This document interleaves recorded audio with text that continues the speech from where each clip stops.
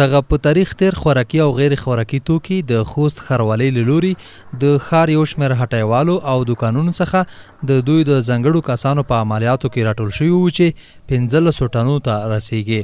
د خوست ښاروالۍ د مرکټونو د تنظیم عمومي مدیر نسیم جان ملګري په خبره چې دغه توکي د تیرې یوې میاشتې په جریان کې راټول کړي.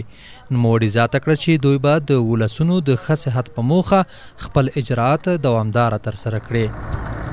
د تیرې څلور میاشتې په جریان کې تقریبا 15 تنه خوراکي او غیر خوراکي مواد ونیول او عملاً تاسو ګورئ چې د میډیا په حضورداشت کې تخریب او انشاءالله وبسوځول شي.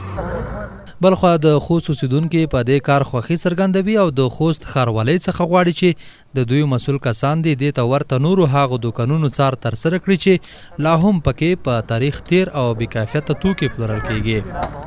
دا مسلمانانو ته ډېر تاوان دی، وړه ماشومانو ته دوکانداران خدون خطر دون په خطر دغه کور کې په نورو غم نه کې په کور دی دا ولسوالیو ته دا پروسه وغځي.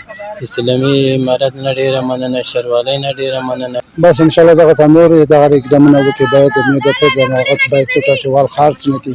مقصد یې خپله دوکاندار د دین ګټه کسي او د عوامو د زړه بال باش ماشومانو یا د مسلمانانو د زراعت او د مریضۍ په غم کې نه دي.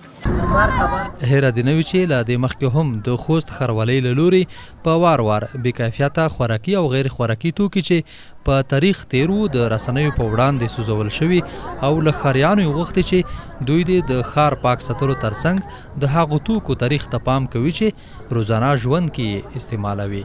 کبیر خان، هوریت غږ رادیو، خوست.